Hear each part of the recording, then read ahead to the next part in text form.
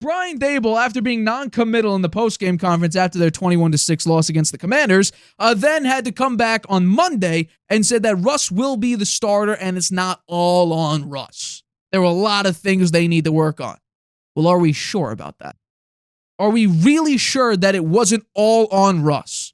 I'm not, because obviously there were some issues. I think Jaden Daniels had a couple very nice runs, some soul-crippling runs throughout the game. But in large swaths of the game, especially late, the Giants had several opportunities to do something.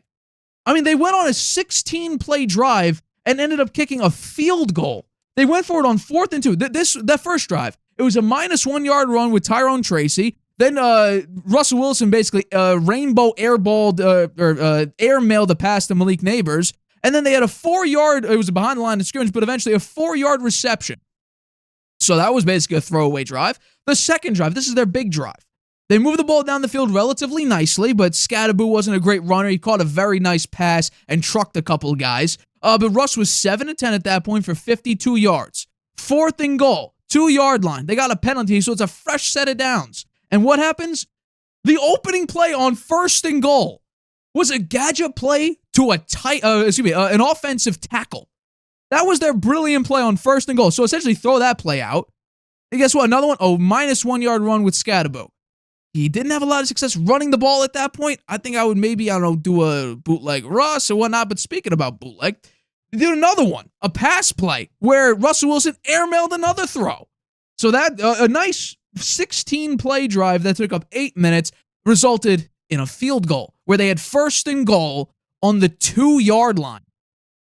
Russell Wilson has an issue over the course of his career, the last 3 years, and it showed in this game, where he holds on to the ball. And yeah, the offensive line was missing Andrew Thomas, and maybe that'll help. Although they're about average offensive line and pass block efficiency after week 1.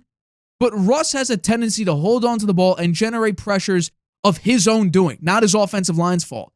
He was tied for 7th in week 1 in pressures allocated to him, meaning it's his fault that he got pressured. In 2024, he had the 3rd highest rate of that. In 2023, he was number 1 in that. So the QB allowed pressures, it's his own fault. That's what he likes to do, apparently. Hold on to the football. But let's look at the positives. A clean pocket. He's just after week 1, 30th in completion percentage, 50%, 25th in yards, 29th in passer rating. And that's the Giants' starting quarterback? Now you just play a Dallas team with Russ out there that was surprisingly good on defense. For the most part, they shut down Saquon. Saquon had his moments here and there, but I think we were expecting against a Dallas team that didn't have a pass rush or anything to actually, maybe get cooked by the Philadelphia offense that just won the Super Bowl with Jalen Hurts cooking the Kansas City Chiefs. But they actually did a relatively good job at just stopping a guy who just ran for 2,000 yards. Now, Jalen Hurts had a massive impact on the game, and they were able to actually win. They did a really good job at slowing down Devontae Smith and basically taking A.J. Brown out of the game. It was a very close game, 24-20, week 1 against Super Bowl champs. You should be commended for that, massively, especially with Brian Schottenheimer as your head coach. Nobody was expecting that, and losing Micah Parsons. I don't think a lot of people, there was an 8.5-point spread, and I think people were shocked by the Dallas Cowboys. And I think we're going to week 2 with an offense that sputtered. And again, there were opportunities. After it became 14-3, these were the Giants' drives. 6 plays, no yards, punt. 4 plays, 15 yards, punt. 3 plays, no yards, punt. Then they kick a field goal. There you go. It's 14-3.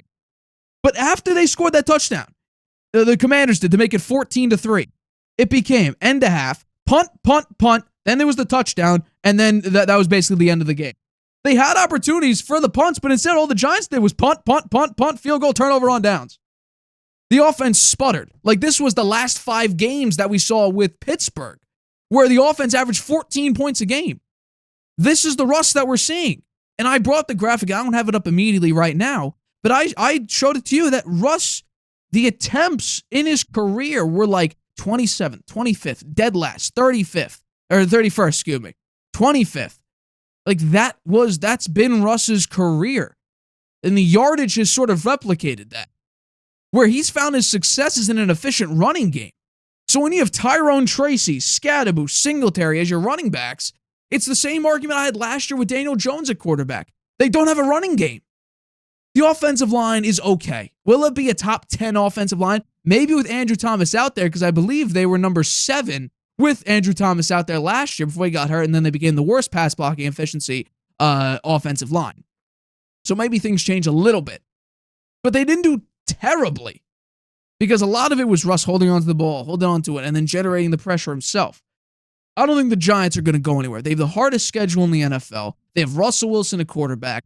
Brian Daboll sticking with this game plan. I could understand. It's only week 1. What are they going to do? They can't bench Russ immediately because of a simple, instant reaction to a very bad game against a really good team.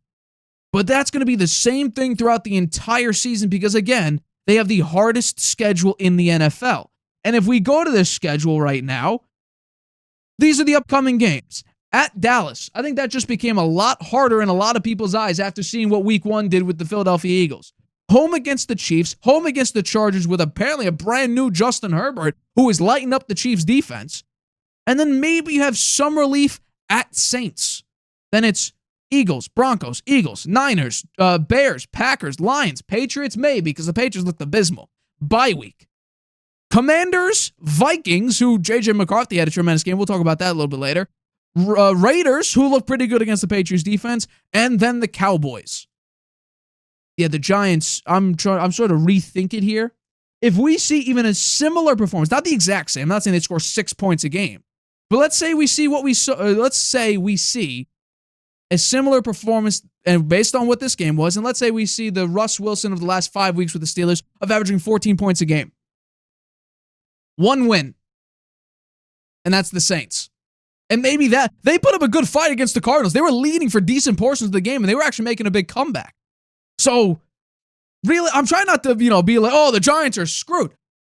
That week 1 game was exactly what I've been ripping on Russell Wilson for. Check down, not really moving the ball downfield. If inefficient running game. The defense did okay. You had opportunities. You led an offense led by Jaden Daniels and also a really good offensive line. Really talented receivers all around. Debo had a good game. Terry McLaurin, they have Zach Ertz, who, yeah, he's ancient, but he still has a big impact. Austin Eckler, they have 2 very, promising running backs. And you only allowed them 21 points. That's pretty good. Through a decent portion of the game, they looked like 14 points, and Jaden Daniels didn't look great through large parts of the game. So if this is the Giants we're seeing, and Brian Daboll or Mike Kafka, whoever's calling plays is dialing up screen pass. Who's this quarterback? Oh, the guy who the last 3 years led in check down percentage. People are, saying, oh, but he has a great deep ball. That's what Russ, great deep. I agree with you. Deep ball attempt percentage, 2.7%. He had 1 attempt deep.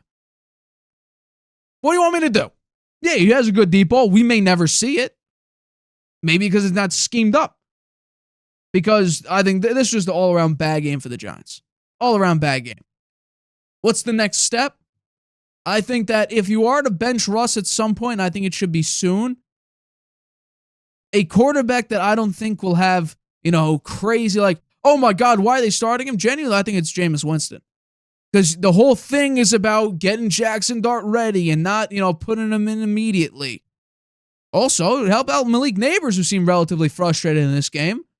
Jameis Winston. No risk it, no biscuit. The Bruce Arians offense. Just chuck it to Malik Nabers.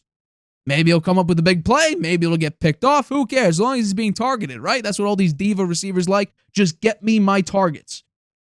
Clean pocket. 3rd worst completion percentage, 25th in yards, 29th in passer rating. 25% of his pressures were his fault.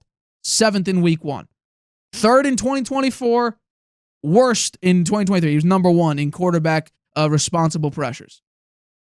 He, like I said, started off okay that second drive, all the way down. He was 7 and 10 to 52 yards. And then it was, let's do a gadget play to an offensive lineman. Let's run it with a guy who just had another loss on another run earlier on in the drive. And let's airmail a pass on 3rd and goal. So a long 16-play drive, 8-minute drive, accumulated 3 points. That's the New York Giants for you right now. And to be honest, I don't think it's going to get much better. Because the Cowboys defense looked better. Then you have to go up against the Chiefs, good luck. Then the Chargers, who have a good defense. The offense was insane against the Kansas City Chiefs. The Saints put up a decent fight. I expect you to win that. You are at Saints, so maybe that changes something. Then Eagles, Broncos, Eagles, Niners. After 9 weeks, you might be 0-9. Just going to put that out there. Hi, everybody. Thank you for watching this clip of the Harvey Hour. If you want to watch the full show, you can by clicking the I in the top right-hand corner right now. If you want to take the show with you on the go, it is available wherever you get your podcast. We go live here on YouTube every single Tuesday and Friday at 6:30 p.m. Eastern. So make sure you hit that like button, that subscribe button, and the notification bell to get notified whenever we upload a video and whenever we go live.